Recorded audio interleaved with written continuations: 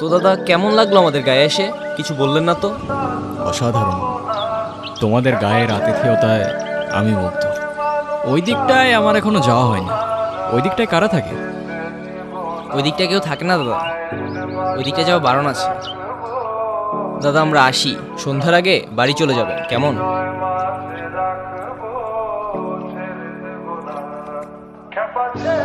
এই মেয়ে, কে তুমি? এই অবেলায় এখানে কি করছো? তোমার মা বাবা কোথায়? কি হলো, কিছু বলছো না কেন?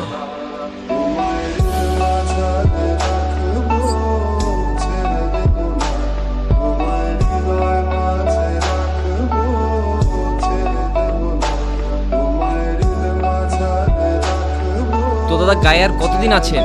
কাজ কত দূর এগোলো? এই তো আছি আরও বেশ কিছুদিন। কাজ মোটামুটি ভালোই আগাচ্ছে। দাদা, কোনো সমস্যা হলে কিন্তু সবার আগে আমাদের জানাবেন। শত হোক, এই গায়ে কিন্তু আমরাই আপনার আপনজন। তোমরা কিন্তু এখনো আমাকে বললে না ওই দিকটায় যাওয়া বারণ কেন?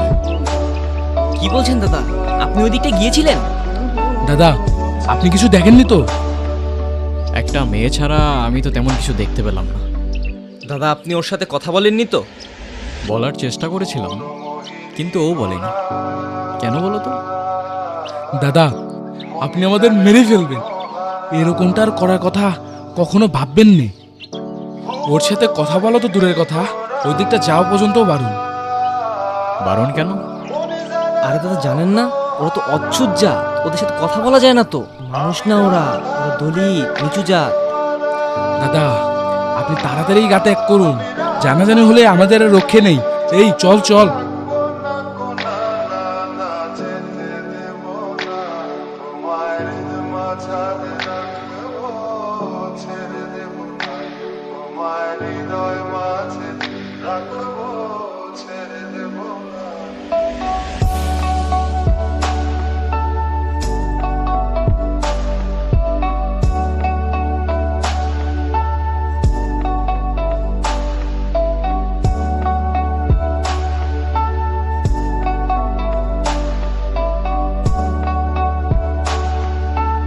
ভয় পেও না, মনে আছে আমাকে?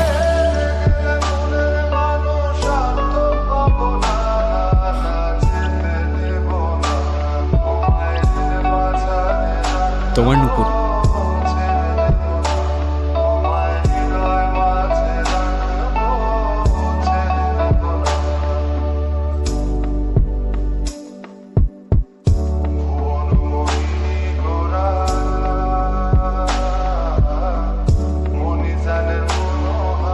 কি দাদা, আপনাকে কতবার বারণ করলাম ওই দিকটা যেতে, আপনি কিন্তু কাজটা ঠিক করছেন না।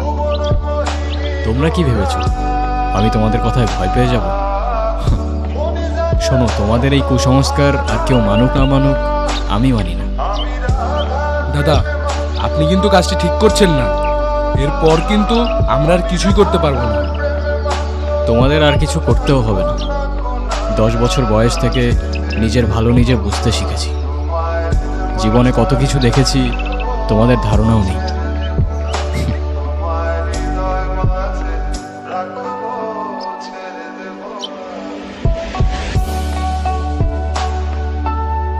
পৃথিবীটা কত সুন্দর এখন অনুভব করতে পারতেছো? তুমি কি এখনো আমাকে ভয় পাও? তোমার কি আমাকে ওই গায়ের মানুষগুলোর মতো মনে হয়?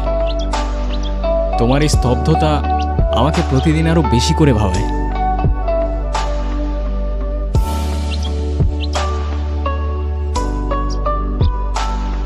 আপনাকে বারবার সাবধান করেছিলাম দাদা, শুনেননি। এখন আমাদের কিছুই করার নেই। আচ্ছা, কি করবে তোমরা? মেয়েটাকে আমাদের হাতে ছেড়ে দিন আর এই গাটা ত্যাগ করুন, তাহলে আর কিছুই করব না। আচ্ছা, আর মেয়েটিকে তোমাদের হাতে ছেড়ে দিলে তোমরা কি করবে? কি করব আর, ওকেও জ্বালিয়ে দেব। অচ্ছুত জাতের আমাদের এই গায়ে কোনো জায়গা নেই। জাত? কার কি জাত? মানুষ জন্ম নিতেই নির্ধারণ করো তোমরা? ব্রাহ্মণ, ক্ষত্রিয়া, বৈশ্যা, শূদ্রা আর দলিত তো তোমাদের নথির অনেক বাইরে। জাত হিসেবেই গণ্য করো না তোমরা। কারো বর্ণ, জাত তার জন্ম হইতেই নির্ধারণ করা যায় না। আর এটা শুধু আমি না, তোমাদের শাস্ত্রও বলে। এসব তোমাদের বুঝের অনেক বাইরে। কিন্তু একটা কথা, আমি থাকতে জাতের নামে যদি ওকে কেউ একটা ফুলের টোকাও দেয়, সবগুলার ধরেই মাটিতে পড়ে থাকবে। সাবধান। দাদা আপনার কাছে এটা আশা করি নাই।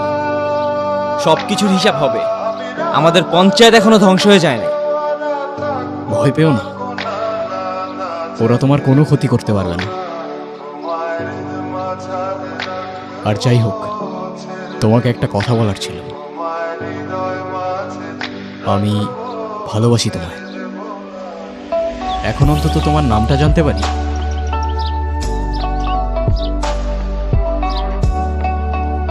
অনু। অনু। আমার বয়স যখন 8, তখন ওরা আমার বাবা মাকে আমার চোখের সামনে জ্বালিয়ে দেয়। সেই দিন থেকে আজ অবধি আমি কোনো কথা বলতে পারিনি। আমার অপরাধ কি ছিল আমাকে বলতে পারেন? আমার বাবা মার কি অপরাধ ছিল? আমার জাত আমার অপরাধ? তোমার জাতের কোনো অপরাধ নেই। অপরাধ সেই জাতের যেই জাত জাত সৃষ্টি করেছে।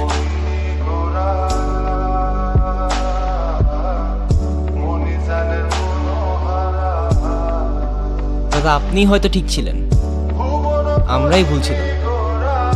আমাদের মাফ করে দিবেন দাদা। মাফ চাইতে হবে না, তোমরা তোমাদের ভুল বুঝতে পেরেছো, এটাই অনেক। আপনার চিন্তা ভাবনা হয়তো ঠিক ছিল, কিন্তু আমরা আমাদের সমাজে অচ্ছুত জাতের কোনো জায়গা দিতে পারবো না।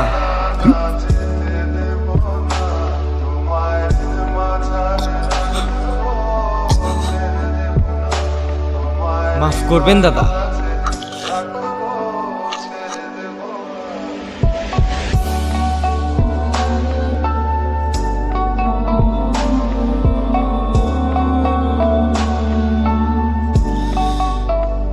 জাতি, বিভেদ, বর্ণ, গোত্র মানুষ আজও ছাড়তে পারে নাই। মানুষ বললে ভুল হবে, আমরা মানুষ নামের ছাই। আমার পায়ে শুধু রক্ত। আমি যেই রাস্তায় চাই সেই রাস্তার মোড়ে মানুষরূপী জন্তু দেখতে পাই। শোন ভাই, জাতের নামে মানুষের হাতে মানব জাতের রক্ত, আর সেই মানুষের রক্তের রঙে মনুষ্যত্ব অনেক অল্প। আমার প্রশ্ন আছে অনেক, আর উত্তর এই গল্প। আমার পরিচয় একটাই, আমি মানুষ, আর মানব জাতেই আমার জন্ম।